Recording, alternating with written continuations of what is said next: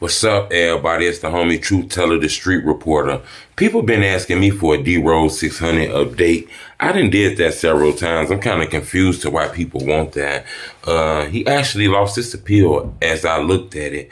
It looks like D-Rose is going to do that 40 years unless he has another way to get past this. A lot of people say D-Rose was innocent. You got to understand, that's what a lot of people say. He killed a guy named Venzel, is what the police saying. Shot him 4 times. He was leaving out a store on King Drive. They say that the young man was from I believe 64th and St. Lawrence. So that's like Tuckerville, Tycon World, something like that. And D-Rose allegedly shot him, is what the police saying. A lot of people say D-Rose ain't do this shit. When I looked into the paperwork, I'm not gonna lie, there's things in the paperwork that confused me, and I said this in previous blogs because C-Day and Rondo number 9 came up at his trial. The police alleged that they pulled that van over, a white van that they saying D-Rose hopped out of when he shot somebody.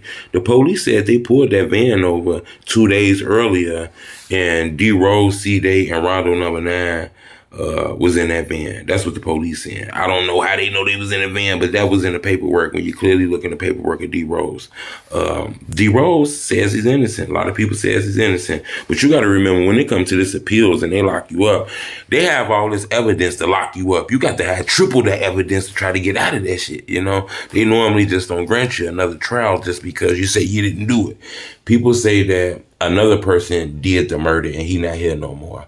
You know, unless somebody willing to take his place and say, I did it, I don't really know how this gonna happen, you know. They look at D-Rose as a famous gang member. They don't really look at D-Rose as a rapper. You know, the states look at him as a famous gang banger. So he's going to have a lot of more, you know, evidence to try to take this to the Supreme Court or something like that, you know, because he did a lot of things to try to get out of jail already.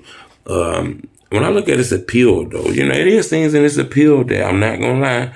I get clearly, like he's saying, it was a lot of he say, she say shit in his trial that got him locked up. He also speaks about other things in the trial, like the police spoke to the mother of the victim, I believe. This is in the paperwork. The police spoke to the mother of the victim, I believe, and didn't write that down on the police paperwork and shit like that. So after they spoke to the mother, then they took it in for a photo lineup. And, you know, they didn't log that in that they spoke with the mother already. So it kind of looked like maybe they already told her what was going on or explained what was going on. Then she goes right in and pick these people out. So, you know, he's just saying it wasn't fair. The trial wasn't fair. You know, they didn't do this shit the legal way. And sometimes a lot of these trials don't be fair. Not just because they be on purpose, but a lot of times these trials be fucked up through the error and all kind of shit. So, you know, D-Rose is saying he innocent, saying he didn't do these things.